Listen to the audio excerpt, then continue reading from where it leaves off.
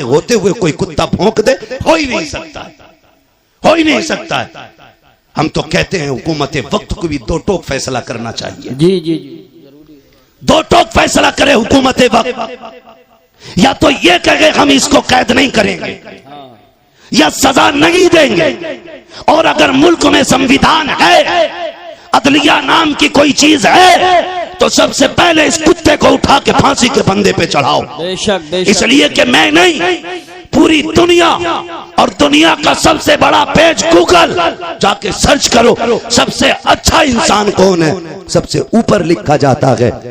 Google पे search करोगे लिख के आता दुनिया के सबसे अच्छे इंसान को मोहम्मद रसूलुल्लाह कहा जाता है। सुभान अल्लाह, माशाअल्लाह। बस मजबूर न करें किसी को रोड पे निकलने के लिए, मजबूर न करें किसी को रोड पे उतर करके गुस्सा दिखाने के लिए। अगर तुम्हारे हाथ में इख्तियार है तो फिर इंसाफ करो, और इंसाफ यह है कि इस कुत्ते को उठा के फांसी तक पहुंचाओ। बेशक। वरना मुंह में हमारे भी जबान है, बोलना हमें भी आता है, लेकिन हमारा मजहब किसी के मजहब के खिलाफ बकवास करने की इजाजत नहीं देता। जी जी जी, बेशक। गूंगे नहीं है, सच ये कह के जिन पत्थरों को हमने सिखाई थी गुफ्तगू, जब बोलने लगे तो हम ही पे बरस पड़े। जी जी, सही बात। जिनकी औकात दो कौड़ी की भी ना हो, वो मेरे नबी के खिलाफ भौंके।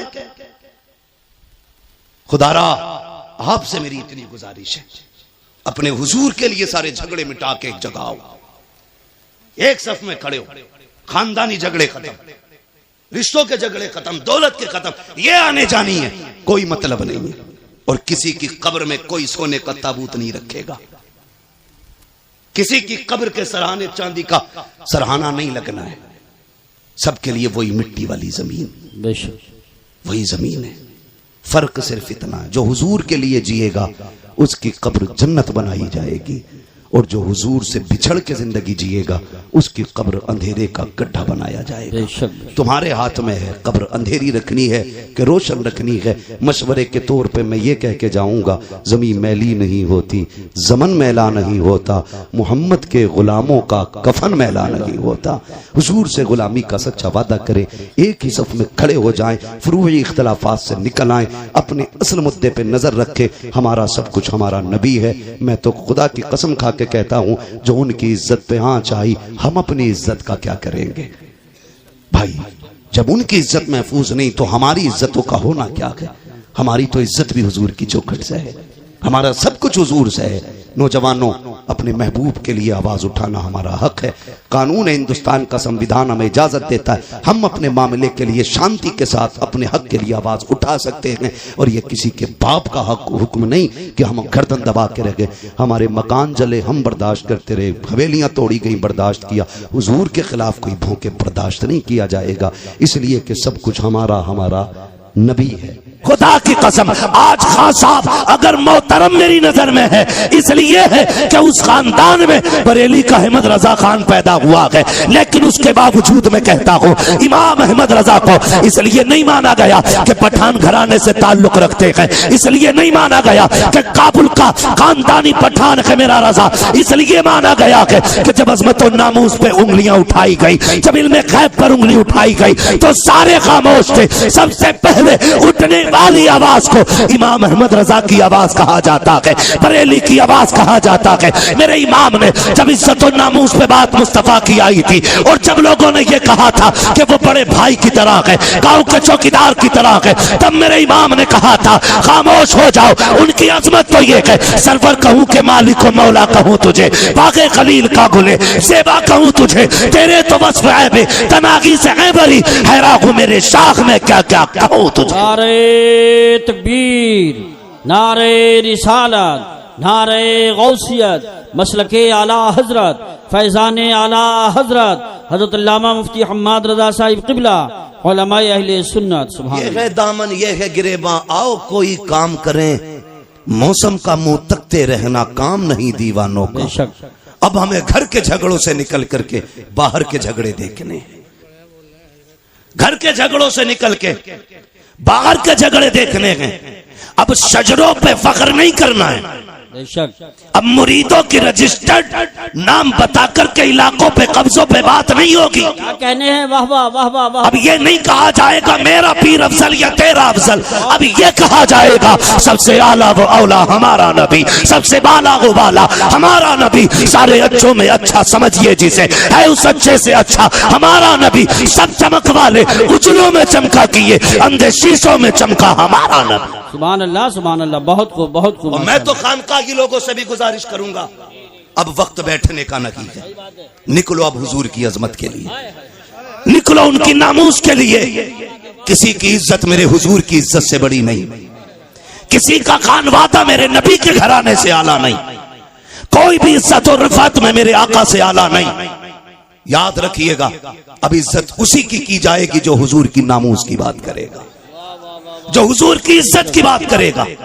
अब हमें खानकाही झगड़ों में नहीं पड़ना है, अब हमें पीरों की अफजलियत नहीं, अब हमें अपने नबी की बात करनी है, हम अपने नबी की बात करनी है। क्या तमाशा कम नहीं बना, क्या क्या न किया गया। हमारे खानदानी झगड़ों ने भाई को भाई के खिलाफ खड़ा कर दिया, अपनों को अपनों का कातिल बना दिया। मेरे भाई किस ख्वाबे गफलत में हो, कचहरी जाके देख लो, जाकर के खुदा की कसम मुकदमे सबसे ज्यादा हम पर हैं, जेलों में जाके देखो हमारी तादाद सबसे ज्यादा है। इमरजेंसी वार्ड में चले जाओ, सर फटे टूटे फूटे सबसे ज्यादा मुसलमान आ रहे हैं। मुझे बताओ तो सही, टांगे तोड़ने वाला कौन है, सर फोड़ने वाला कौन है? अब्दुल्लाह का सर अब्दुल रहमान ने फोड़ा है, अब्दुल रहीम का सर अब्दुल गफूर ने फोड़ा है। आपस के झगड़े हमारे हैं। मेरे भाई मैं कुछ कहना चाहता हूँ, अब वक्त बहुत सर से ऊपर जा चुका है। जो कहा गया था जमाना अपनी चाल चल चुका है। अब गुलाम मुस्तफा को बेदार होने की जरूरत है। किस चीज का झगड़ा है? इसने मेरे पीर को नहीं माना, इसने मेरे हजरत के हाथ नहीं चूमे।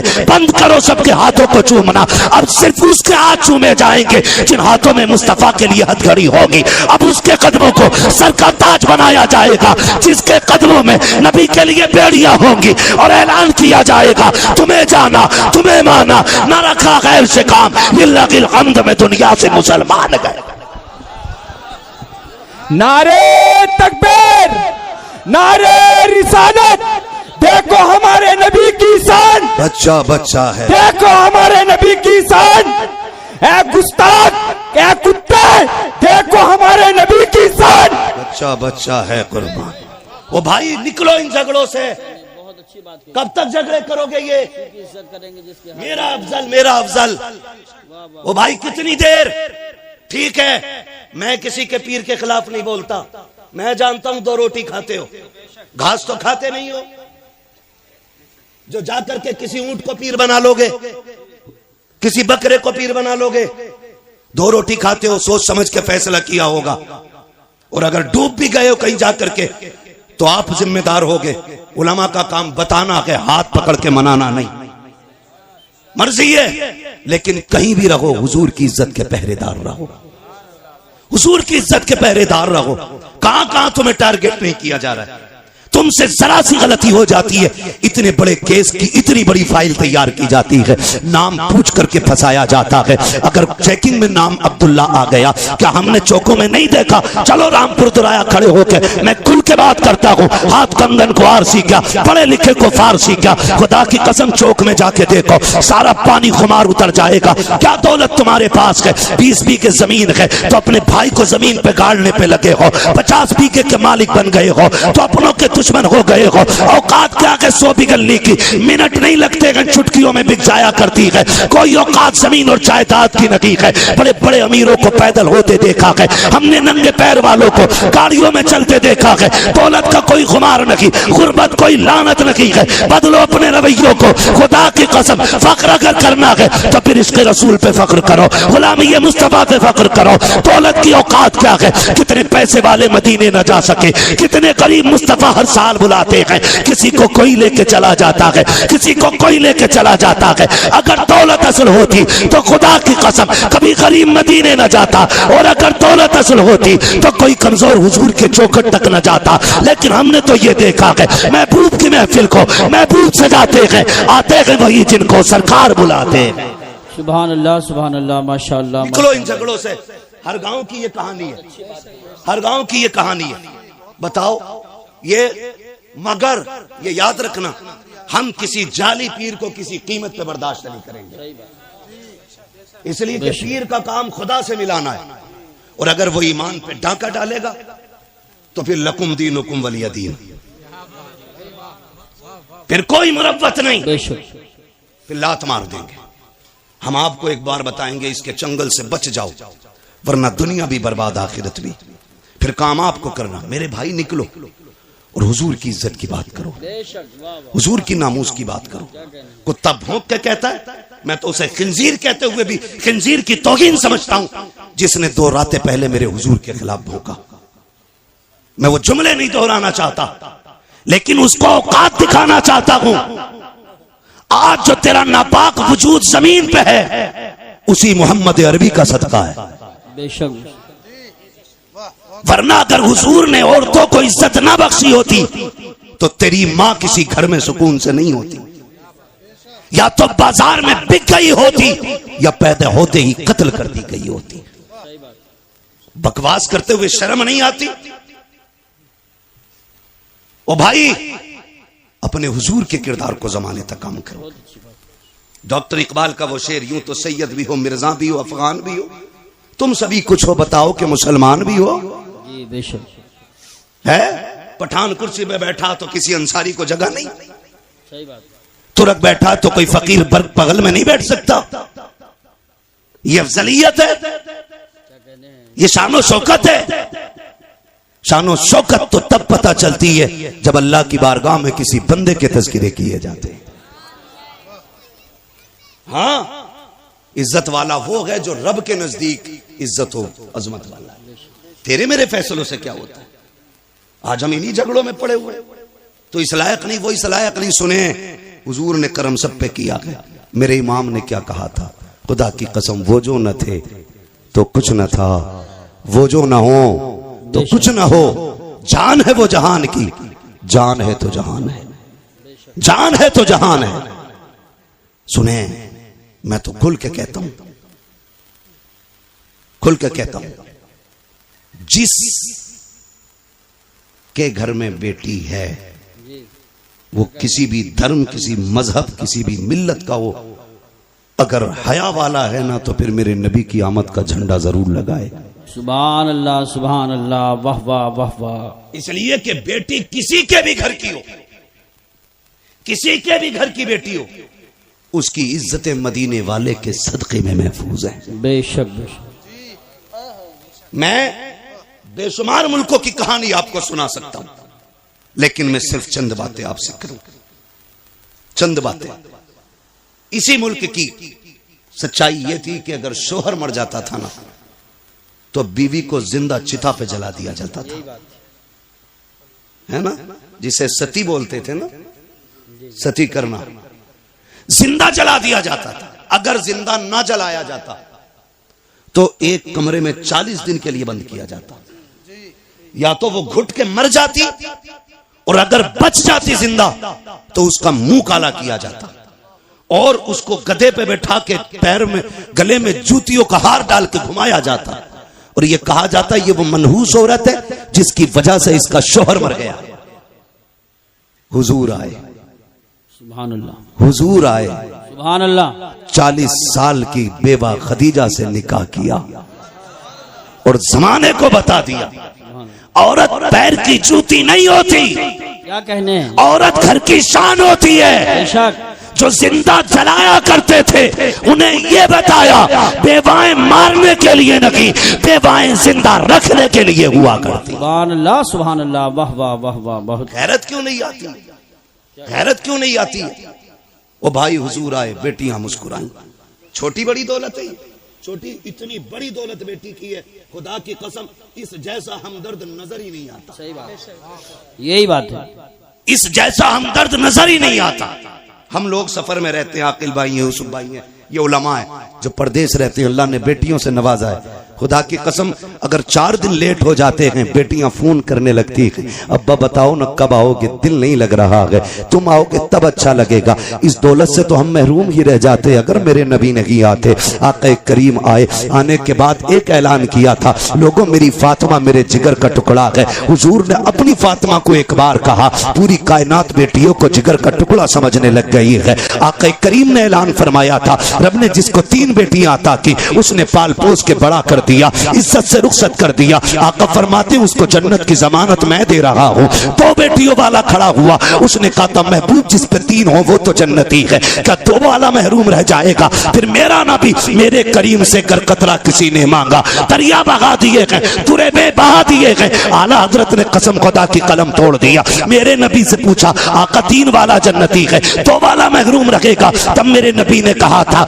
नहीं, जिसकी 3 बेटियां वो भी जन्नती है, जिसको रब ने 2 बेटियां दी, पाल पोस के बड़ा कर दिया, इज्जत से रुखसत कर गया, वो भी जन्नती है। फिर एक वाला खड़ा हुआ, उसने कहा या रसूल अल्लाह 3 वाला भी जन्नती, 2 वाला भी जन्नती, मुझे तो 1 बेटी मिली है। आका क्या मैं? मेरे नबी फरमाते हैं तू भी जन्नती है। फिर जब 3 वाला, 2 वाला, 1 वाला, तीनों जन्नती हो गए, फिर वो खड़ा हुआ जिसकी गोद में बेटी ना थी। तब उसने कहा या रसूल अल्लाह मुझ पे तो बेटी कोई नहीं। मेरे नबी ने फरमाया अच्छा 3 वाला भी जन्नती है, 2 वाला भी जन्नती है, जिसके पास 1 बेटी है वो भी जन्नती। आगे आका कहते हैं जिस पे बेटी ना हो लेकिन बेटी की तमन्ना हो, इसी तमन्ना के साथ मर गया, मैं हाथ पकड़ के उसे जन्नत में दाखिल कर डालूं। नारे तकबीर, नारे रिसालत, नारे गौसियत, मसलके आला हजरत, फैज़ान आला हजरत, जश्न ईद मिलादुन नबी मुफ्ती हम्माद रजा साहिब क़िबला। सुभान अल्लाह, सुभान। तवज्जो है सारे लोगों की? इतनी बड़ी दौलत, आका करीम जन्नत बांट रहे हैं। जन्नत हुजूर के सदके में मिल रही है। मैं खुल के कहता हूं, जिसके घर में 1 भी बेटी है ना, वो मेरे नबी के नाम का झंडा लगाए। बेशक मेरे नबी के नाम का झंडा लगाए। भाई मेरी तरफ पंखा ना कीजिएगा भाई, नुकसान देगा बाबू, पंखा उधर ही रहने दो। तवज्जो है ना? एसी वाला मसला मुकर्रिर का होता है, शायर का, ये जितना गर्म होता है उतना ही बंदों को ठंडा करता चलता है ना?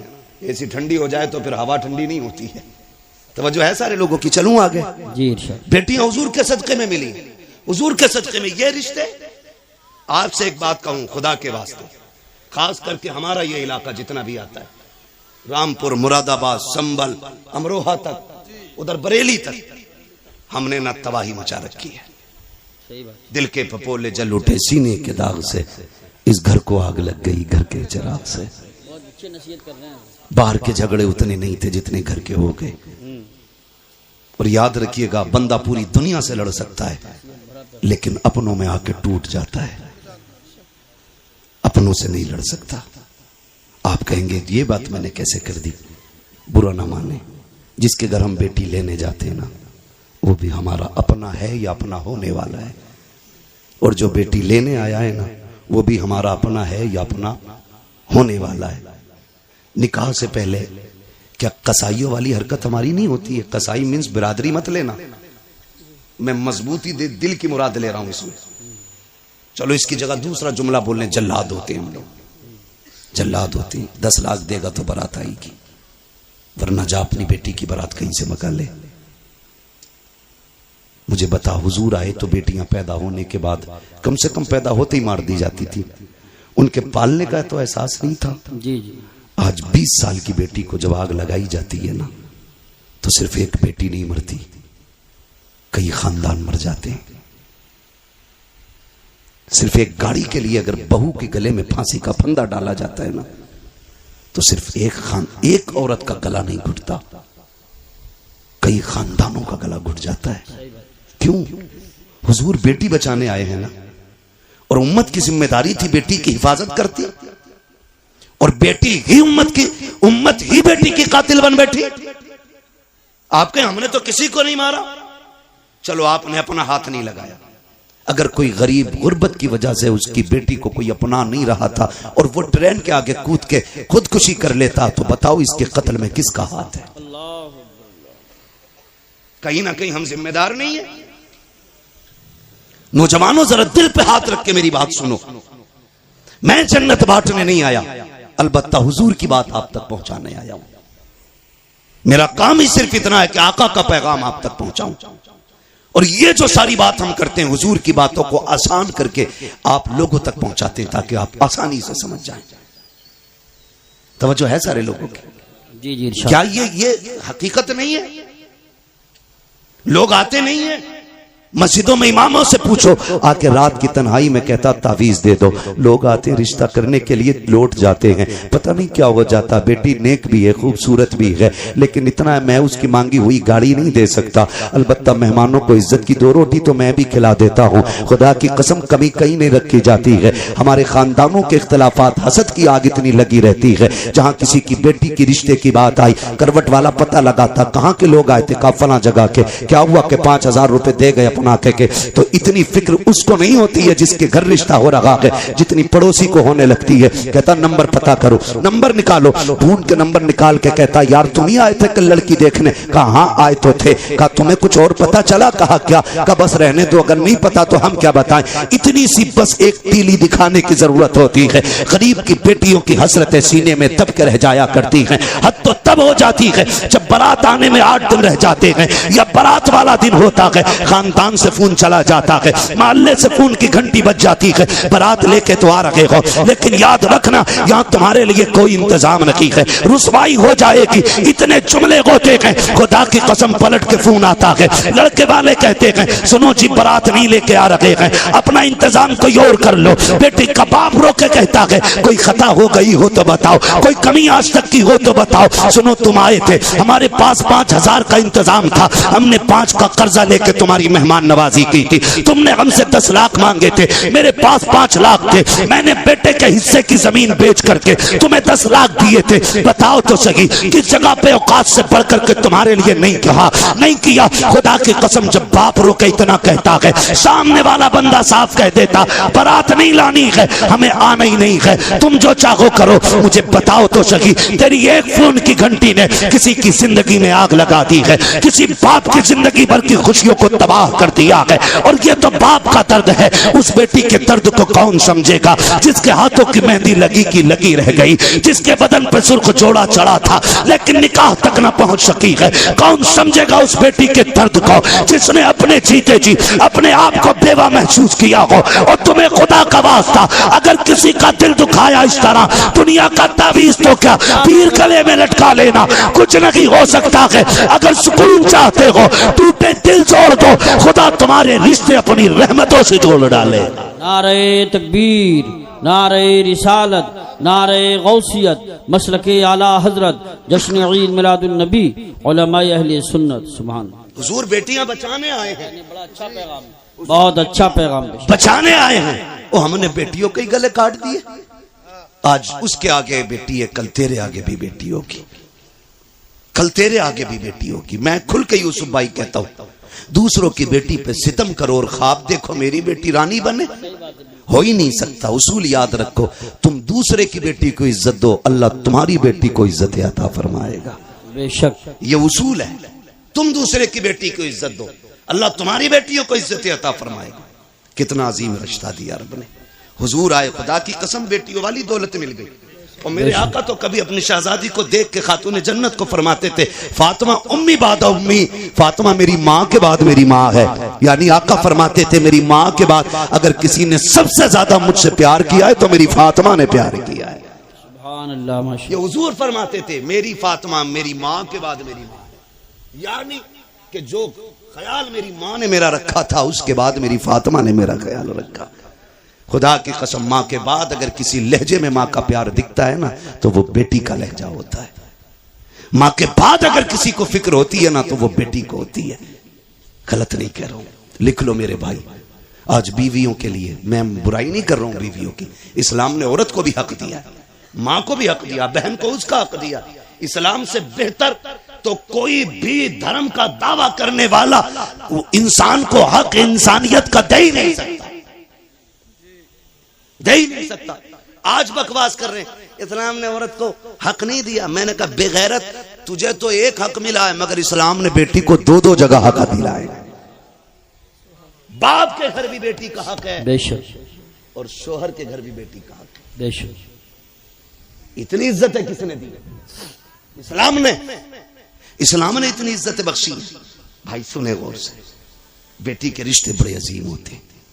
आपसे इतनी गुजारिश है, छोटी सी बात, भले उम्र एक कम कर लेना, लेकिन बेटी को उसका हक दे के मरना।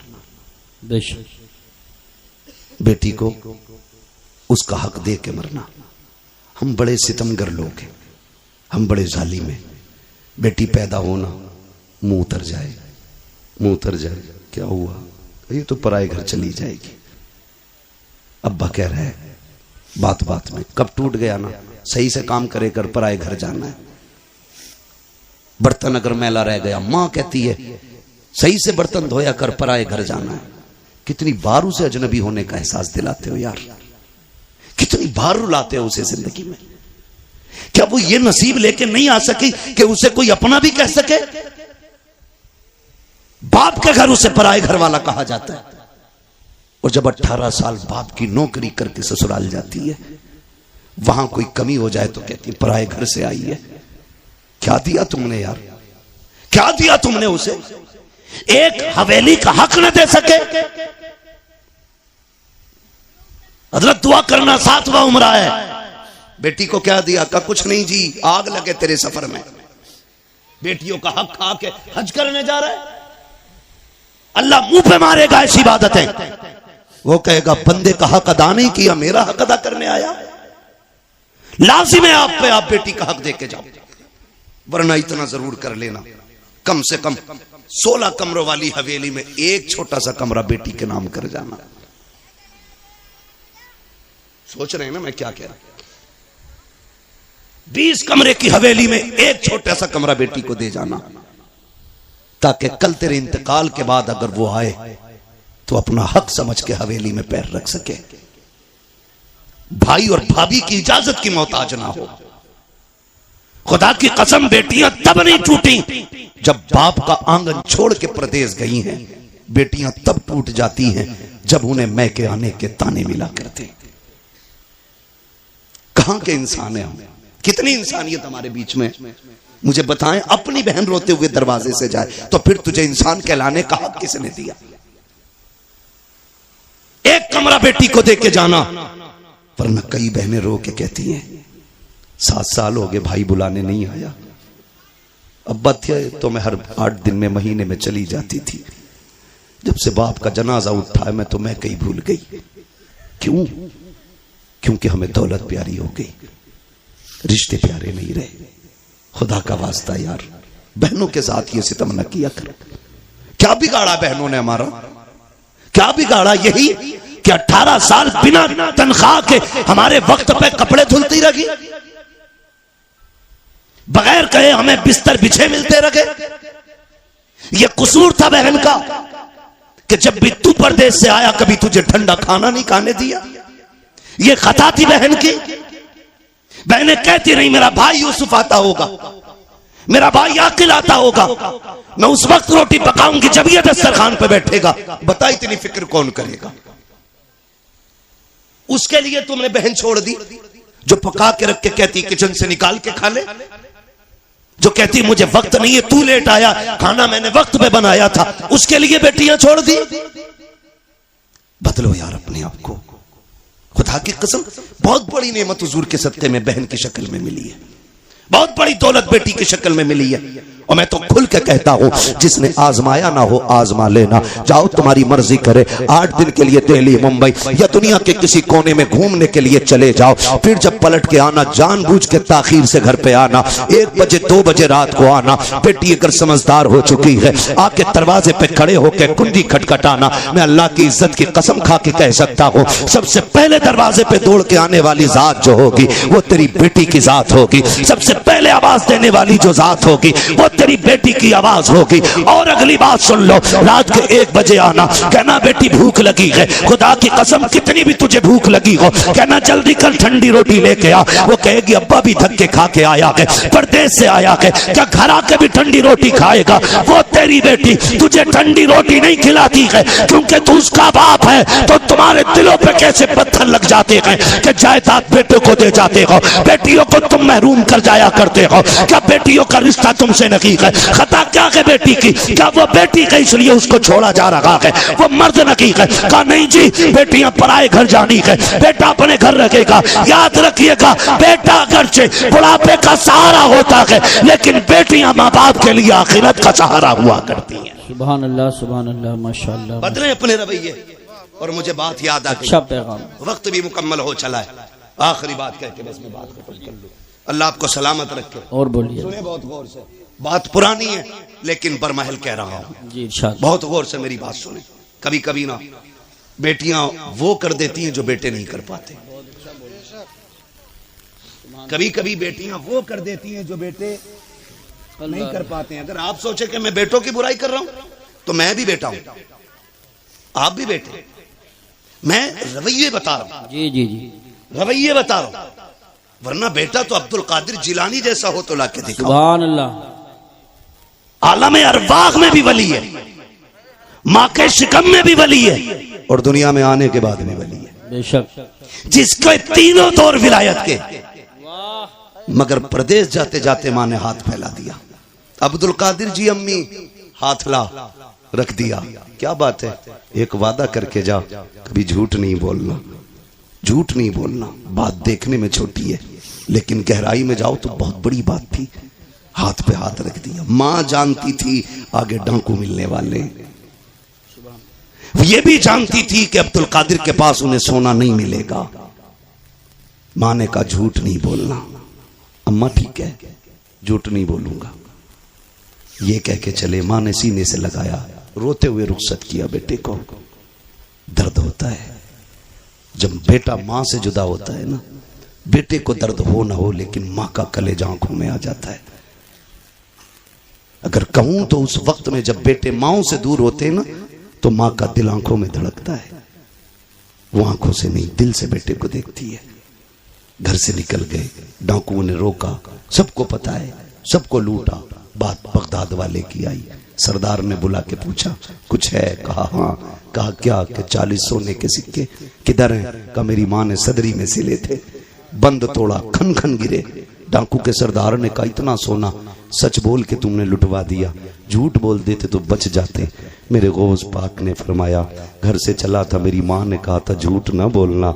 अगर मैं झूठ बोल देता मेरी मां से किया हुआ वादा टूट जाता। मां के वादे पर हजारों सिक्के कुर्बान, लेकिन मां का वादा झूठा नहीं करना है। तड़प गया सरदार। उसने कहा कैसा बच्चा है, कैसा बच्चा है, हम खुदा का वादा भूल गए, तू मां का वादा याद किए हुए है। तू है कौन? का मैं हसनी हुसैनी सैयद हूं, कदम पकड़ लिए तेरी नस्ले पाक में है। बच्चा बच्चा नूर का, तू है ऐने नूर तेरा सब घराना नूर। नींद लगने लगी है? नहीं लग रही ना? तेरा सब घराना नूर का। उसने कहा हाथ बड़ा, फिर तौबा करा। कहा क्यों? कहा अगर तू इतना सच्चा है तेरा खानदान कितना सच्चा होगा। फिर तौबा की। खुदा की कसम जब उसने तौबा की तो सारे चेले आ गए। उस्ताद जी चोरी साथ की थी, फिर जन्नत में साथ जाना है, जन्नत में भी साथ जाना। और ये बगदाद वाले का कमाल था, जिसे तौबा कराते थे खाली जन्नती नहीं रब का वली बना दिया करते थे। फरमाया गया जितनों ने हाथ पे तौबा की थी उस दिन अल्लाह ने सबको ही वली बना दिया, सबको ही वली बना दिया। सर भला कोई क्या जाने के है कैसा तेरा, औलिया मलते हैं आंखें वो है तलवा तेरा। अलहमा कहर है गौस वो तीखा तेरा, मर के भी चैन से सोता नहीं मारा तेरा। चलूं आगे तो ख्वाहिश है। और बोलिए। कभी कभी ऐसा होता है, थके तो नहीं है, देखो एक मसला सुनना है तो सब बोलो, के नहीं सुभान अल्लाह बोलो, आप जाके सुभान। मैं आपकी मोहब्बतों पे कुर्बान जाऊं। मुझे प्रधान जी ने बताया और हमारे अब्दुल रऊफ भाई ने बताया कि पूरे गांव को बड़ी बेकरारी से इंतजार था। तो मैंने कहा प्रधान जी आज रब ने आपके दस्तरखान पे टुकड़े रखे थे, आ गए। फर्क इतना है दस्तरखान तुम्हारा है, रिस्क हमारे हिस्से का था, बेशक खा लिया है। ठीक है जी, तवज्जो है सारे लोगों की। मैं थोड़ी देर बढ़ा दे रहा हूं बात, अल्लाह आपको सलामत रखे। मसला ये भी है प्रधान जी कि मुझे कल भी कहीं बोलना है, किसी को इतना न चाहो कि दम निकल जाए, है ना? अल्लाह आपको सलामत रखे। तवज्जो है सारे लोगों की। बात बढ़ाऊं जरा, कह दें या रसूल अल्लाह। मैं बात अर्ज कर रहा था, कभी कभी बेटियां वो कर जाती हैं जो बेटे नहीं कर पाते। क्या आप देखें, माँ बाप बूढ़े हुए, खांसने लगे, बहू ने क्या कहा, देखो जी जब ये खांसती है ना तुम्हारी अम्मा तो हमें पलटी होती है, क्या करने का, इनको इतनी दूर कर दो कि मुझे खांसी की आवाज ना आए। तो बेटा चूंकि आजकल है बीवी का गुलाम, मैं नौजवानों एक बात कह दूं, वो औरत जो तुम्हें तुम्हारे मां की फरमाबरदारी से अलग ना करे उसकी इज्जत में कमी मत करना। बहुत अच्छी बात। और जो बीवी तुम्हें तुम्हारे मां बाप से अलग करने पे तुल जाए फिर उसके साथ कोई रहम ना करना, इसलिए कि बीवियां 1000 मिल सकती हैं, मां बाप दोबारा नहीं मिल सकते हैं। बेशक बेशक। और मैं तो बहन बेटियों से कहूंगा, जिसकी भी बहन हो तो मेरी भी बहन हो, किसी की बेटी हो तो मेरी भी बेटी हो। मैं तो ये कहूंगा तेरी जन्नत तेरे शोहर के कदमों में है और उसकी जन्नत मां के कदमों में है। तुझे अपनी जन्नत बचानी है ना तो उसकी जन्नत को दूर ना करना। तू अपनी जन्नत की फिक्र कर, शोहर की जन्नत की भी फिक्र कर, वरना खुदा की कसम मां इतनी बड़ी दौलत है, जब मां चली जाए ना तो भरे घर खाली लगते हैं, भरे घर खाली लगते हैं। आसान लगता है ना इसकी मां नहीं है कहना, कभी यतीम से पूछो मां बाप क्या होते, कभी उससे पूछो जिसके सर पे मां का साया ना हो, घर कैसा लगता है। कसम खा के कह सकता हूं मैं, उम्र 70 साल हो गई हो, 80 हो गई हो, बाल सफेद हो गए हो, और फिर भी पूछो अम्मा याद आती है, वो भी रो के कहेगा आज भी लगता है जैसे चौखट पे उसे मेरा इंतजार है। आज ना मैं नौजवान बैठे मेरे सामने, अम्मा कहती है ना जरा जल्दी आ जाया कर, सुन तू इकलौता है, कोई नहीं है तेरे सिवा। कहता कम भौंका कर, मैं दोस्तों के साथ था दुश्मनों के नहीं। ये जुमले हमारे होते हैं। अम्मा को बड़ी फिक्र होती है, बड़ी फिक्र होती है औलाद की। उससे कभी गुस्से में बात ना करना यार, उसका दिल टूट जाता है। एक माँ बड़ी हसरतों से औलाद को पालती है, उसे बेवा की परवरिश का तो कोई जवाब ही नहीं। मां बन के भी हक अदा करती है, बाप बन के भी वही हक अदा करती है। कभी भी उल्टे लहजे में बात ना करना। वो अगर तुमसे कहती है ना देर हो गई है जल्दी आ जाया कर, तुम कहते हो नहीं नहीं दोस्तों के साथ था, कसम खा के कहता हूं तुम दोस्तों के लिए मां को छोड़ रहे हो, दोस्तों के लिए मां को छोड़ रहे हो आप। अल्लाह। जिस दिन मुसीबत आ गई सारे दोस्त साइड में खड़े हो जाएंगे और मुसीबत में तेरे साथ तेरी मां नजर आएगी, बेशक तेरा बाप नजर आएगा। वो मुझे उस बंदे की बात आज तक नहीं भूला मैं, पैसे वाला बंदा, अल्लाह ने दौलत से नवाजा है। दौलत जब होती है ना तो मैं, अगर रब ने कसरत से पैसा दिया है ना तो वो भी सुन ले जरा मेरी बात कान खोल के। फरमाया गया हर काम एतदाल के साथ करें, मियाना रवि रखें। पैसा कसरत से है तो फिर जिंदगी होटलों में ना गुजारे, और पैसा नहीं है तो फिर लान तान किसी को ना करें। ठीक है जी, आप मियाना रविश रखें, पैसा कितने भी आ जाए दरमियानी तौर पे जिंदगी गुजारें, ताकि कल अगर बुरे दिन भी आ जाए तो कोई हमें जलील ना करे, रुस्वा ना होना पड़े। बहुत ऊपर लेवल चढ़ के नहीं। आज 4 लोग जूता उठाने वाले, 5 पानी पिलाने वाले बन गए फटीचर, तो फिर लोटा भी पकड़ना नहीं आ रहा है। बहुत अच्छा पैगाम। मियाना रविश रखा करें। पैसे वाला था, दौलत दी अल्लाह ने, सैकड़ों दोस्त, अमीरों के बहुत दोस्त होते हैं, और गरीब को तो कोई वक्त पे कर्ज भी नहीं देता यार, उधार भी कोई नहीं देता। लोग उधार भी उन्हें देते हैं जो गुंजाइश वाले लोग होते हैं, कमजोर को तो हम उधार तक नहीं देते। देगा कहां से ये, देगा कहां से ये। अल्लाह ने तुझे अगर 10,000 देने की हैसियत नहीं दी, 1000 दे के काम चला दे उसका, और जब तक तू इसे ढील देता रहेगा अल्लाह तुझे हर दिन 1000 रुपए सदका करने का सवाब अता करता रहेगा। सुभान अल्लाह। आम के आम इस्लाम में गुटलियों के भी दाम वाह वाह वाह वाह वाह। है, तो होता नहीं है यकीन करें, अमीर मर जाए या बीमार हो जाए, यूसुफ भाई अस्पताल, गरीब चला जाए, गरीब, तो लोग खैरियत भी इसलिए नहीं पूछने जाते कहीं कर्जा ना मांग ले, कहीं पैसा ना ले ले, और पैसे वाले की टांग टूट जाए तो सारी पड़े होंगे, फुर्सत नहीं मिलेगी, बेंच पे जगह नहीं मिलेगी बैठने की। 4 आ रहे हैं, 4 जा रहे हैं, पता है जिस दिन जुड़ जाएगी घर के ही काम आएगा। मतलबी लोग हैं हम, मतलबी लोग। बीमारी तो छोड़ो, गरीब का तो जनाजा भी नहीं उठाना चाहते हम लोग। अल्लाह अकबर। अमीरों के जनाजे में बढ़ बढ़ के कांटा देते हैं। ये इस्लाम नहीं है, ये इस्लाम नहीं है। मेरा नबी है, अरब की जमीन है, तपती हुई गर्मी है, औरत आई, उसने इशारा किया, हुजूर तपती हुई दोपहरी में उठे, जाके बातें करने लगे। बहुत देर तक बात करती रही। जब वो अपनी मर्जी से बात करके गई, सहाबा कहने लगे, महबूब आपको 63 साल जिंदगी में पूरी कायनात संवारनी है, आप इतना कीमती वक्त उस पागल के लिए खर्च कर दिया, इसे कोई मुंह नहीं लगाता। मेरे नबी के नबूवत वाले होठ खुले और आका करीम ने फरमाया, सहाबा जिसे कोई मुंह नहीं लगाता क्या उसे मैं भी मुंह ना लगाया करूं? सुभान अल्लाह, माशाअल्लाह। मेरे हुजूर ने फरमाया, जिसे कोई सीने से नहीं लगाता उसे सीने से लगाने के लिए मैं आया हूं। ओ भाई, यह सुन्नत है हुजूर की, जिसे दुनिया जलील करे तुम उसे इज्जत दो, तुम इसे इज्जत दो। मैं अर्ज कर रहा था, बात बढ़ गई। कहां खोले हैं गेसू यार ने, खुशबू कहां तक है। कभी कभी बेटियां वो काम कर जाती हैं जो बेटे नहीं कर पाते। माँ बीमार हुई, बाप बीमार हुआ, बेटे ने छोड़ दिया, लेकिन बेटियां नहीं छोड़ा करती, बेटियां नहीं छोड़ा करती। अगर गलत कह रहा हूं तो बताओ, तुम जिन्हें लावारिस समझ के ना जायदाद का एक बीसा जमीन नहीं देके जाते जो उसका अपना हक है, जी जी जी, बीघे भर की हवेली में एक बैठक उसे नहीं देके जाते, तुम्हें क्या लगता है? खुदा की कसम सुने, हमने जनाजे ऐसे भी देखे, जब बाप का जनाजा उठता है तो बेटियां जनाजों के साथ दौड़ी हैं कि हमें भी इनके साथ ले जाओ। अब जीने का मतलब खत्म हो गया है। जिसके घर में बेटी है, मैं नहीं जानता वो अपने आप को क्या समझता है, लेकिन इतना जानता हूं, जिस बेटी के सर पे बाप का साया होता है ना, वो बेटी अपने आप को शहजादी समझा करती है, शहजादी समझा करती है। बेटियां होती हैं, हम बेटियों को लावारिस कर देते हैं। सुने बेटी क्या होती है, बात याद आ गई तो मैं ये बात कर जाऊं। अल्लाह ने एक अमीर को 4 बड़ी बड़ी फैक्ट्रियां दी। कितनी? सो गए? खत्म कर लो। कितनी दी? सारे बोलेंगे तब आगे बढ़ूंगा, वरना मेहनत कर रहा हूं।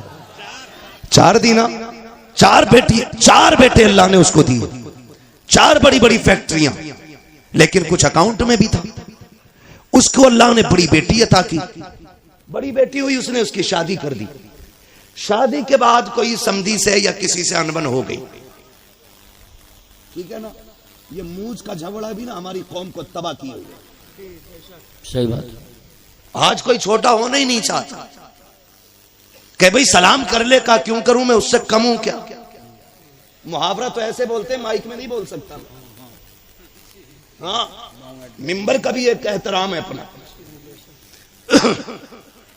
ये मिंबर रसूल है, इसकी कदर करते हैं और करनी भी चाहिए। मैं नहीं बोल सकता, कहा मैं उससे जाकर सलाम करूं, बहुत घटिया जुमला बोल के मुहावरा बोलते नहीं।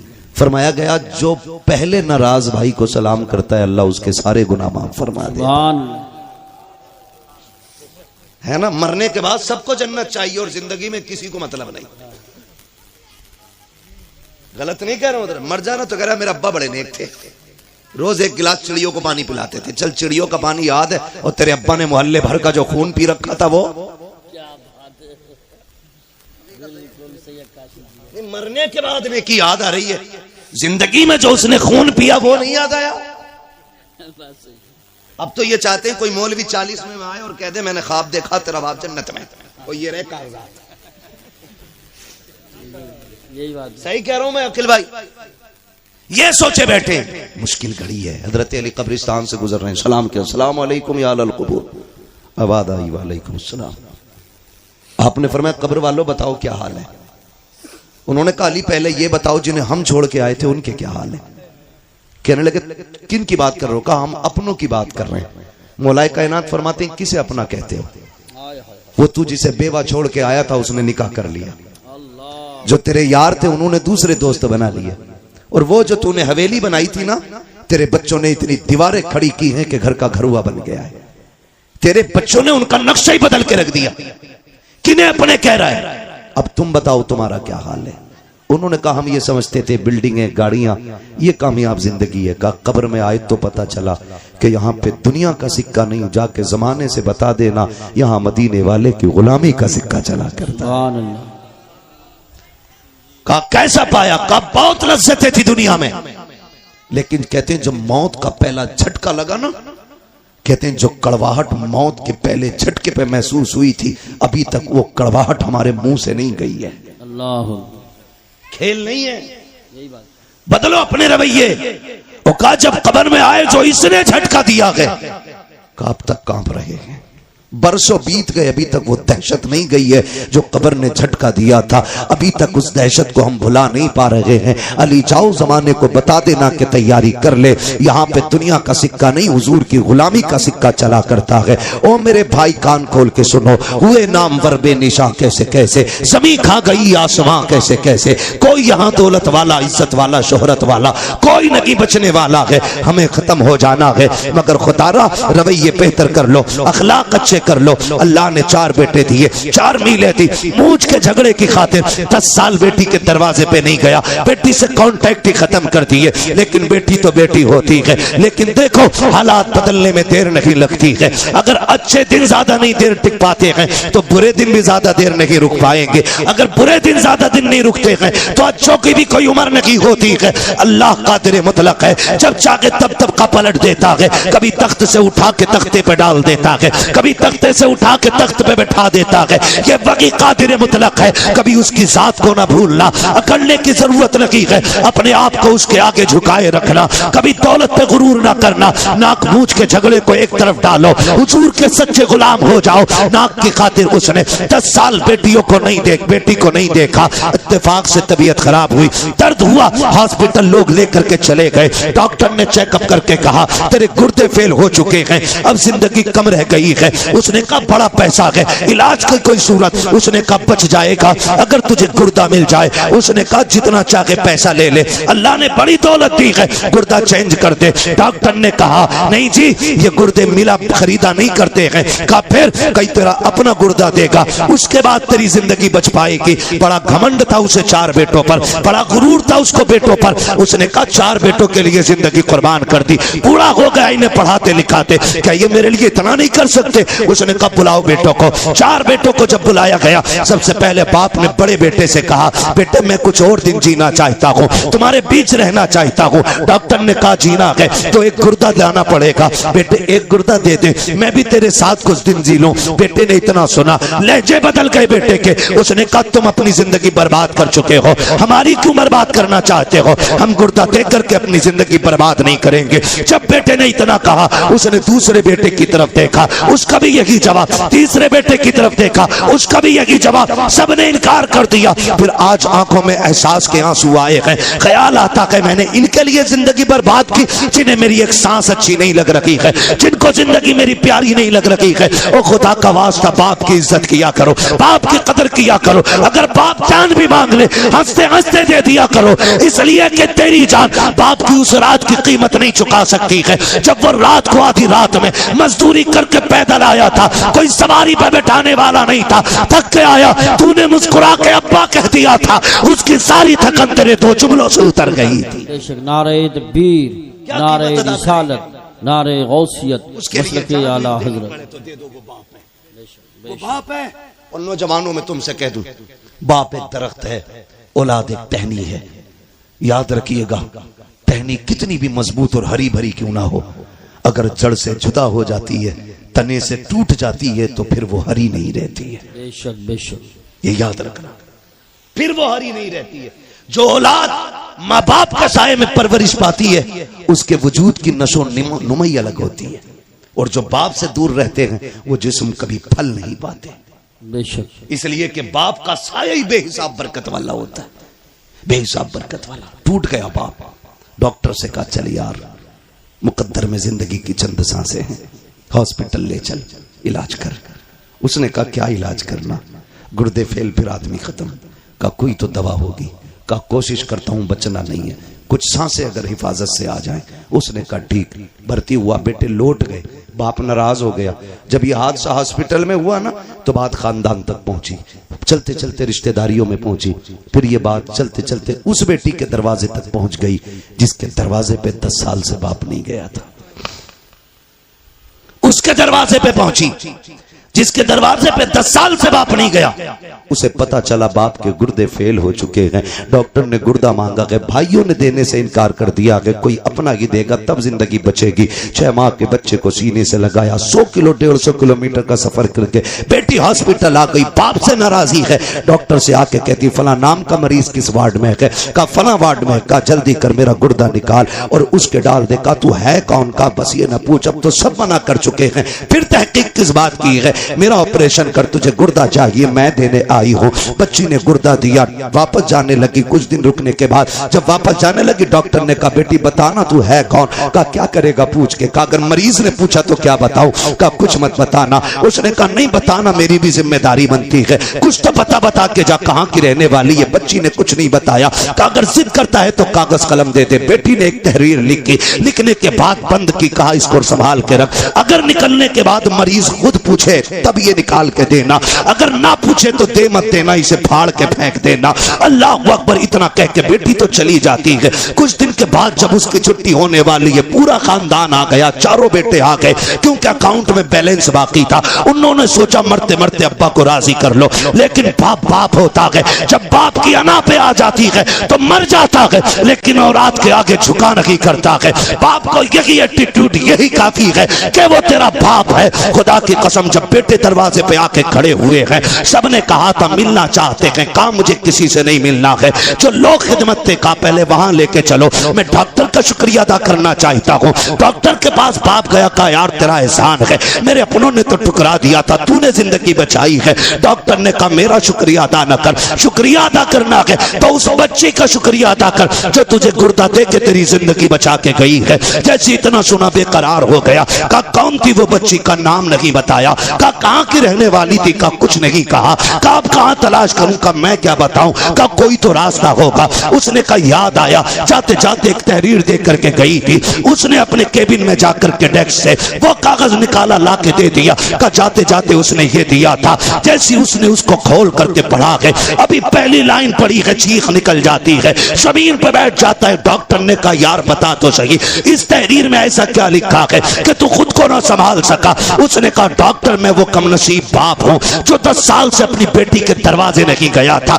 ये जो खत है मेरी उसी बेटी का खत है। का इसमें लिखा क्या है, बच्ची का खत पढ़ के तो सुना। उसमें लिखा था अब्बा जी तेरी बेबस और मजबूर बेटी का सलाम, तेरी बारगाह में कबूल हो। अब्बा मैं वो कमनसीब बेटी हूँ, 10 साल से तू जिसके दरवाजे पे नहीं आया। अब्बा मुझे ये नहीं पता मेरी खता क्या है, मेरा कसूर क्या है, मैंने तेरा बिगाड़ा क्या था। अब्बा जी तुझे क्या बताऊं, 10 सालों में जितनी ईदें आई हैं, दुनिया चांद देखने के लिए छत पे चढ़ती है, लेकिन मैं अपना चांद देखने के लिए दरवाजे पे आती हूँ। अब्बा जब चांद नजर आता है लोग मुबारकबादियां देते हैं, मेरे बच्चे भी आके कहते माँ सबने तो कपड़े पहन लिए हैं, तुम कब पहनोगी। तो मैं कह देती हूँ ए बेटे जब तुम्हारा चांद दिख गया, तुम्हारी ईद हो गई है, अभी मेरा चांद नजर नहीं आया है, जब मेरा चांद नजर आएगा तब मेरी ईद होगी। अपने बच्चों से ये कह दिया करती हूँ अब्बा 10 साल हो गए तू पलट करके नहीं आया, ए मेरे बाप तूने 4 महीने बेटों के नाम कर दी, जायदाद में मुझे फूटी कोड़ी नहीं थी। अब्बा मैं तुझसे नाराज नहीं हूँ,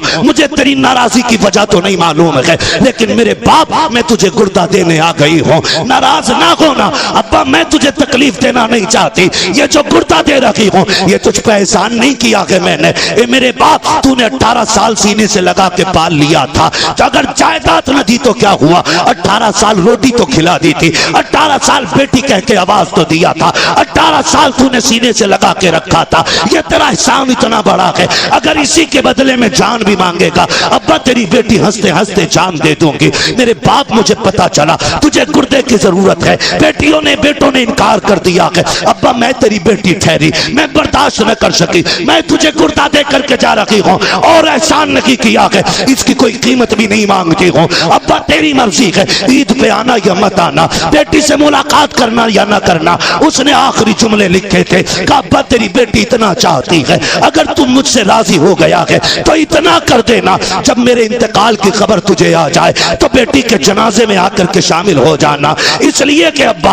अगर तू जनाजे में नहीं होगा दुनिया कहेगी ये बदनसीब बेटी का जनाजा है। मेरी ख्वाहिश तो ये है कि मेरे जनाजे में सबसे पहले लगने वाला काम था मेरे बाप का हो, ताकि दुनिया कहे ये बदनसीब का नहीं बल्कि खुशनसीब बेटी का जनाजा जा रहा। अल्लाह अकबर। ये बेटी होती है, कभी कभी बेटे वो नहीं कर पाते जो बेटियां कर जाती है। इन्हीं बेटियों को बचाने के लिए मेरा नबी आया, इन्हीं बेटियों को जिंदगी मेरे नबी ने दी है, इन बेटियों पे एहसान है मेरे नबी का। और मैं कहता हूं मेरी बहन मेरी बेटी कभी तेरे सर से दुपट्टा उतरने लगे ना तो महबूब की गार के रोने वाली हालतों को याद कर लेना। कुछ भी याद न कर सके तो वो याद कर लेना, तू तो पैदा होते ही मार दी जाती। ये जो घर में तेरी खिलखिलाहट और तेरी मुस्कुराहट है, खुदा की कसम ये मेरे नबी के सदक़े में बची हुई है, मेरे हुजूर के सदक़े से बची हुई है। हुजूर ने कितनी इज्जत दे दी। तुझे बाप मार देता था, माथे पे पसीना तक नहीं आता था। जिस दिन से मेरे नबी ने कहा मेरी बेटी मेरे जिगर का टुकड़ा है, जाओ 80 साल का बुढ़ा भी रक्षा चला रहा है, उससे पूछना अब्बा ये उम्र लक्ष्य की तो नहीं है। वो कहेगा अल्लाह ने एक बेटी और दी है, घर में रह गई है, बस एक तमन्ना है उसके हाथ पीले कर दूं। खुदा की कसम आज 80 साल का बेटा मुस्कुरा के लोगों का बोझ खींच रहा है, उससे पूछ क्यों खींच रहा है? वो कहेगा मेरे नबी ने कहा है जिसने बेटी को इज्जत से रुखसत कर दिया उसकी जन्नत की जमानत मदीने वाला दे के जा रहा है। कि अल्लाह के जलील कद्र एक पैगंबर हजरत यूसुफ अलैहिस्सलाम, सुना है ना नाम हजरत यूसुफ, और हमारे बुड्ढे बुड्ढों को यूसुफ जुलेखा की कहानी बड़ी याद रहती। वो है ना हजारों मर चुके और सैकड़ों तैयार बैठे। यूसुफ जुलेखा की कहानी अक्सर लोग जानते हैं। हजरत यूसुफ अलैहिस्सलाम, मैं समझाने के लिए ये बात कह रहा हूं, जब हजरत यूसुफ की बोली लगी मिस्र के बाजार में तो हुस्न इतना अजीम था कि हर कोई खरीदार बनना चाहता था। सबकी तमन्ना थी ये मुझे मिल जाए, मुझे मिल जाए। ऐलान हुआ यूसुफ उसे मिलेंगे जो सारी कमाई लेके आएगा, जो कुल कमाई लेके आएगा उसे यूसुफ मिलेंगे। तो बड़े बड़े अमीरों की लाइन तो लगी थी, साथ में अजीजे मिस्र भी है, और उसने अपनी तिजोरी के दरवाजे खोल दिए। एक पल्ले पे हुस्न यूसुफ है, दूसरे पल्ले पे अजीजे मिस्र की दौलत है, लेकिन अजीजे मिस्र की कुल कायनात भी हुस्न यूसुफ की खैरात ना बन सकी। इतना हसीन रब ने हजरत यूसुफ को बनाया। बताना ये चाहता हूं, जब अरबपति करोड़पति लोग हुस्न यूसुफ के खरीदार बन के खड़े थे ना, तो कुछ तमाशाइयों के बीच से एक शोर उठा, हटो बच्चों मुझे भी जाने दो, हटो बच्चों मुझे भी जाने दो। जब मुड़ के बच्चों ने, नौजवानों ने पीछे देखा ना, तो एक बूढ़ी औरत थी और उसके हाथ में रुई का धागा था। किसी ने कहा तू किधर जा रही है? कहा यूसुफ को खरीदना है। उसने कहा तू खरीदेगी? कहा हाँ। कहा क्या लेके आई है? का ऐलान नहीं सुना जो कुल खजाना लेके आएगा अपना वो ही खरीदेगा? का पूरी 5 सेर रुई का धागा है, यही मेरी सारी कमाई थी, ये लेके आ गई हूं। तो किसी ने कहा वापस चली जा, औकात क्या कि 5 सेर रुई की और इसके काटे हुए धागे की। देख यूसुफ की खरीदारी में बड़े बड़े अमीर लग गए हैं, अजीजे मिस्र का कुल खजाना चल गया है, तू धागे लेके आई है, वो हीरे जवाहरात तुम रखे हैं। उसने कहा था जाने तो दो। कहा क्यों? कहा खरीदारों में खड़ा तो हो जाने दो। कहा क्यों? ताकि कयामत में अल्लाह जब यूसुफ के खरीदारों को पुकारेगा तो कम से कम खरीदने वालों में मुझ गरीब का भी नाम आ जाएगा। तो हम तो ये चाहते हैं ताकि कयामत में जब मुस्तफा के हस्सान को आवाज दी जाए तो हस्सान आगे बढ़े, उनके पीछे इमाम अहमद रजा खान आगे बढ़े और उनके पीछे हम सारे गुनाहगार आगे बढ़ जाए। सुभान अल्लाह। तो इसलिए आपसे कहा जाता है आप भी हिस्सा कर लिया करें। इसी को कहते हैं उंगली कटा के शहीदों में नाम लिखाना। क्या बात है, बहुत अच्छी मिसाल पेश की। वो तो निहायत सस्ता सौदा बेच रहे हैं जन्नत का, हम मुफलिस क्या मोल चुकाएं अपना हाथ ही खाली। बेशक हम मुफलिस क्या मोल चुकाएं अपना हाथ ही खाली है। आज की ये महफिल सजाई और शुक्र रब का, किसी की टोपी से ऐसा नहीं लग रहा है कि यहां पे कोई फिरका बना के बैठा है या कोई अलग जमात लेके बैठा है। अल्लाह आपको सलामत रखे। ये खुशबू पूरे मुल्क में होनी चाहिए कि एक ही सफ में खड़े हो गए महमूद व अयाज, ना कोई बंदा रहा ना कोई बंदा नवाज। आज की अजीम महफिल हुजूर की विलादत की, हुजूर की विलादत से मंसूब करके सजाई गई है। बेशक हुजूर आए, कायनात में बहार आई। सुभान अल्लाह। मेरे इमाम इश्क मोहब्बत कौन, जिनके बारे में आज दुनिया कहती है डाल दी कल्ब में अजमत मुस्तफ़ा। सुभान अल्लाह। सैयदी आला हजरत पे लाखों सलाम पढ़े, सैयदी आला हजरत पे लाखों सलाम। लाखों सलाम। सारे ही आला हजरत वाले ना, अल्हम्दुलिल्लाह। है ना। अगर हो किसी को एतराज तो खड़ा हो जाए भाई, आज उसी से बात कर ली जाए, है ना। सारे ही आला हजरत वाले। डाल दी कल्ब में अजमत मुस्तफ़ा, सैयदी आला हजरत पे लाखों सलाम। मैंने तो सुना था जवानों की जवानी बड़ी ताकतवर होती है, लेकिन आपको लग के मुझे लोगों के बुढ़ापे अच्छे लग रहे है ना। इस पूरी बेल्ट में जवान बैठे हैं और आवाज सबसे हल्की है आपकी। मैं आपको बता दूं ये हुजूर की महफिल है। बेशक कई बार ऐसा भी होता सुभान अल्लाह कहने में लोग शर्म महसूस करते हैं, कुछ ये सोचते हैं ये तो छोटे लोगों का काम है, हम तो बड़े लोग हैं जी। हम सुभान अल्लाह क्यों कहें। एक बात याद रखिए, ये हुजूर की महफिल है, यहाँ जितने बड़े होके बैठोगे उतने छोटे होके जाओगे, बेशक। और यहाँ जितने छोटे होके बैठोगे अल्लाह उतनी बड़ा बना के आपको वापस करेगा। सुभान अल्लाह। हुजूर की महफिल है। लोग कहते हैं क्या मिलता है जलसों से, मैं कहता हूं तेरी नीयत अच्छी नहीं। नहीं, हम जलसे में गए वैसे ही आ गए, कोई फर्क नहीं पड़ा। मैंने लोग मदीने से खाली लौट आते, तू जलसे से खाली लौट गया तो कौन सी बड़ी बात है। लोग मदीने से लौट आते तो क्या मतलब मदीने में कुछ नहीं मिलता। लेकिन जिन्होंने पाया उन्होंने तो ये कहा ना, मंगतों का हाथ उठते ही दाता की देन थी। बेशक। दूरी कबूल अर्ज में बस हाथ भर के है, मांगेंगे मांगे जाएंगे, मुंह मांगी पाएंगे। सरकार में ना ला है ना हाजत अगर की है, जिन्होंने उनको देते देखा है उन्होंने तो ये कहा ना, कौन देता है देने को मुंह चाहिए, देने वाला है सच्चा, देने वाला है सच्चा, देने वाला है सच्चा हमारा नबी। जिन्होंने देखते हुए देखा है उन्होंने तो बड़ी शान से कहा, आता है फकीरों पे उन्हें प्यार कुछ ऐसा, खुद भीख दें और खुद कहे मंगते का भला हो। लोग कहते जलसों में क्या रखा है, मैं कहता हूं महफिल में आके बैठ, खुदा की कसम अगर नीयत अच्छी हो, नींद यहां आ जाए तो फिर ख्वाब में शैतान नगी आमीना का लाल आया करता है। सुभान अल्लाह। हुजूर ख्वाब में आते हैं। फरमाया गया जिस जगह पर अल्लाह और उसके रसूल का जिक्र होता है उस जमीन को जन्नत की क्यारी बना दिया जाता है। बेशक बेशक बेशक। और कितनी बड़ी बरकत चाहिए, जन्नत की क्यारी बना दिया जाता है। तो यहां कोई बड़ा होके ना बैठे, सारे हुजूर के नौकर बन के बैठे। हम भी हुजूर के नौकर, आप भी हुजूर के नौकर। मेरी नौकरी नबी नबी करना है, आपकी नौकरी नबी नबी सुनना है, सुभान है ना। बस और मुझे जो कुर्सी मिली है वो इसलिए ताकि आसानी से मैं आपसे मुखातब हो सकूं। जी जी जी बेशक। बाकी कोई मेरे 8 हाथ पैर नहीं है, 4 आंखें नहीं है, मैं भी आप ही की तरह समाज में रहता हूं। बहुत गौर से मेरी बात सुनने की कोशिश करें।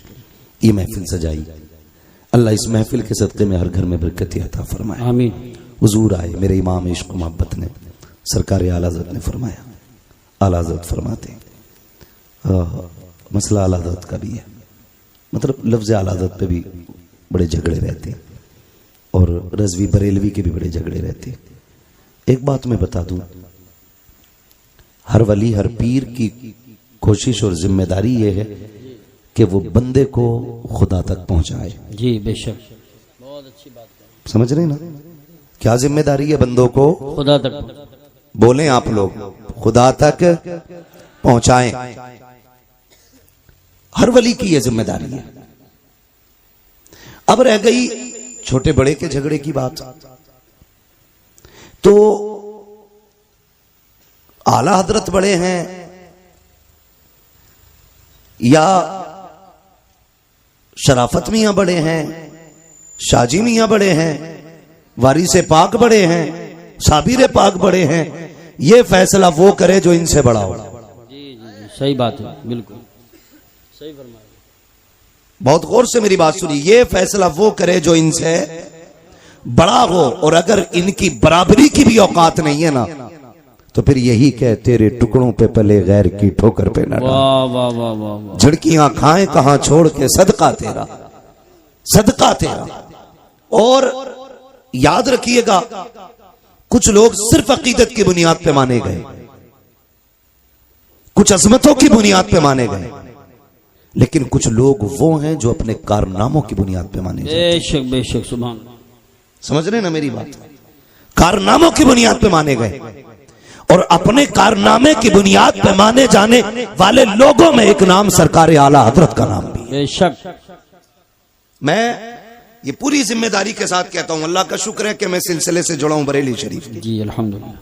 अगर मैं बरेलवी सिलसिले से ना भी होता, कादरी ना होकर के चिश्ती होता या किसी और सिलसिले से होता, फिर भी मैं इमाम अहमद रजा का दामन नहीं छोड़ता। जी बेशक।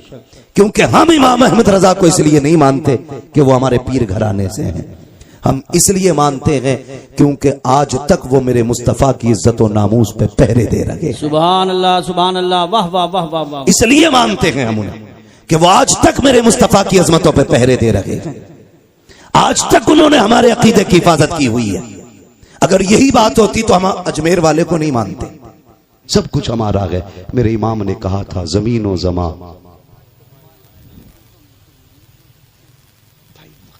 हो गया अलग ही बिल्कुल मौजूद हो जाए। नहीं मेरी बात नहीं मेरे भाई मेरी बात सुने, एक बात सुन ले प्रधान जी, मेरी बात तो सुन ले प्लीज, मेहरबानी करें। मैं शजरे की भी प्रधान जी, अगर एक ही दिन में दिल भरने वाला मसला हो ना तो बड़ा मुश्किल हो जाता है ना, टाइम का मसला नहीं। मेरी कंडीशन आप देखें, अल्लाह आपको सलामत रखे।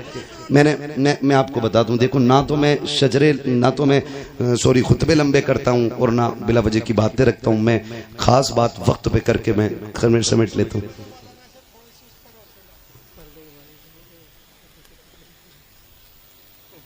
ये मौजूद पहले दे दिया करें तो सारा वक्त में सब कुछ निपटा लिया जाए। अगर धीरे धीरे ऐसी होने लगा तो फिर असल में फिर एक तसलसल जब बरकरार रहता है ना तो फिर बोलने में भी अच्छा लगता है, और तसलसल टूट जाए ना तो फिर बात में भी वजन नहीं होता। मैं आपसे बस इतना अर्ज करूं, अल्लाह आपको सलामत रखे, दीन पे मजबूती से कायम रहे। दीन पे अदद फरमा रहे कि मुर्तद होने का मामला बड़ी तेजी से है, तो उसके लिए मैं तो सबसे आसान काम समझता हूं, निकाह जल्दी करो और आसान करो।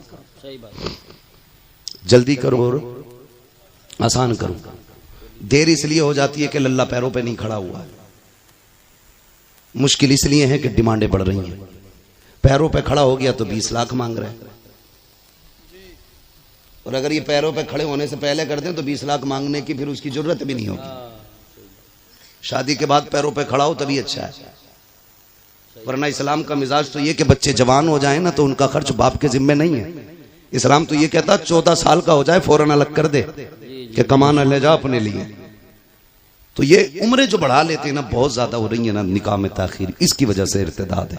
निकाह मुश्किल इसकी वजह से भी मुर्तद हो रहे। तीसरी वजह है बेगैरती, वो मेलों से लेके मज़ारों तक है। बुरा ना मानिएगा, मैं बरेलवी हूं और टनाटन सुन्नी हूं, इसलिए कि मैंने जिस बाप के आंगन में आंख खोली है ना वो भी टनाटन सुन्नी है। हम कच्चे लोग नहीं है, पक्के लोग। मगर खैरियत जो है ना, मजार से लेकर के बाजार तक, शादी से लेकर मेले तक कहीं कोई खैरियत नहीं है। सगा भाई ऐसी ड्रेस बहन को लाके देता है कि देखने वाले को गैरत आती है, लाने वाले भाई को गैरत नहीं आती। सही बात, सच्ची बात नहीं है।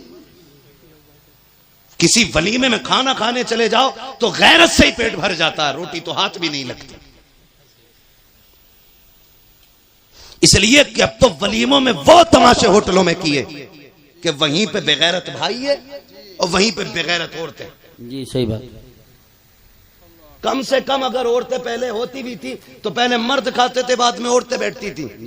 और उसूल कितने अच्छे थे, मर्दों को मर्द खिलाते थे, औरतों को औरतें खिलाती थी। अब तो बेगैरती का जनाजा, गैरत का जनाजा इतना निकल गया है कि मर्दों को लड़कियां नाश्ता करा रही हैं और लड़कियों को लड़के नाश्ते करा रहे हैं। जिम्मेदार कौन इसका? या तुम या मैं, बस हम ही दो जिम्मेदार हैं। मैं कहता हूं खुदारा हम सब अपने घर में बेटियों के लिए पर्दे और हया को लाजिम कर दें, फिर किसी के घर की बहू बेगैरत नहीं हो सकती है। हाँ। सुन रहे मेरी बात? हम कितनी सच्चाई जानते हैं लेकिन माइक पे नहीं कह सकते, इसलिए हमारी इशारे में ही मान लिया करो। हमसे दलीलें ना मांगा करो, वरना प्रूफ भी हाथ में रख देते हम लोग। सही बात। हम अखबार पढ़ के बात नहीं करते, अल्लाह ने आंखें दी है, देख के बात करते। जी जी। कह रहा पहले MBBS बना लूं, सबसे बड़ी मुसीबत है। BUMS करा लूं, फिर करूंगा शादी। BA करते करते उनने खुद बिया कर लिया, BA का नंबर ही ना आया। मैं तालीम का मुखालिफ नहीं, लेकिन एक सवाल तुमसे, तुमने मजारों के गुंबदों के लिए तो कई कई लाख के चंदे दिए, क्या एक चंदा बच्चियों के स्कूल के लिए किसी गैरत वाले ने इकट्ठा किया? हमारे मजारों पे जो कलश हैं वो सोने चांदी के हैं, और हमारी बेटियां पढ़ने के लिए गैरों के स्कूल में गैरों के रहम करम पर हैं। कौन बचा सकता है हमें? कोई नहीं। सही बात है, बेशक बेशक सही फरमा। अपनी थाली में छेद है, गैरों की जरूरत नहीं हमारे घर में झांक के देख ले। गलती तो हमने की है ना। ट्यूशन के नाम पे कितनी गुंडागर्दी हुई, ऑनलाइन के नाम पे कितनी बर्बादी हुई, क्या ये नहीं हुआ? जाओ, मैं गलत कह रहा हूं तो जाओ यूट्यूब पे जाके सर्च करो। हमारी बेटियों के साथ कितनी बदसलूकी हुई ट्यूशन के नाम पे। किसी को गैरत जागी, कह रहा 10 लाख दिए पीर का मजार बनवाने के लिए। कसम खा के कहता हूं, जा तू सोने का मजार बनवा दे पूरे पीर का, और तेरे 1 रुपए के खर्चे से किसी गरीब की बेटी को तालीम मिल सकती थी या उसकी इज्जत बच सकती थी, तो तेरे 10 लाख से ये 10 रुपए खर्च करना ज्यादा बेहतर है। बेशक। लेकिन हमने जिस तरह मजार सजाए, पीर साहब के घर बनाए, उतने मन से हमने स्कूल और कॉलेजेस नहीं बनाए। जी जी, अपने होने चाहिए, ये हमारे अपने होने चाहिए। बेशक बेशक, सुभान अल्लाह, हमारे अपने होने चाहिए। बहुत अच्छी बात है। वरना कौन ऐसा मुसलमान है इस इलाके में जो 1 लाख रुपए नहीं दे सकता स्कूल के लिए? बिल्कुल दे सकता, सब दे सकते हैं, लेकिन हम इतनी हमारी गैरत मर चुकी है, हम बेटे के निकाह में 1.5 लाख के पटाखे फोड़ सकते हैं, लेकिन 1 लाख देकर के बेटियों की इज्जतें नहीं बचा सकते। सही बात। मैं आपसे गुजारिश करके जाना चाहता हूं, अब तक खूब चंदे आपने दिए या दो, तुम्हारी मर्जी है, लेकिन कम से कम एक चंदा ऐसा भी करो जिसमें हमारे स्कूल हमारी बच्चियों के लिए होने चाहिए। बहुत अच्छा पैगाम, उसमें पढ़ने वाली भी बेटी होनी चाहिए, पढ़ाने वाली भी बेटी होनी चाहिए। बेशक।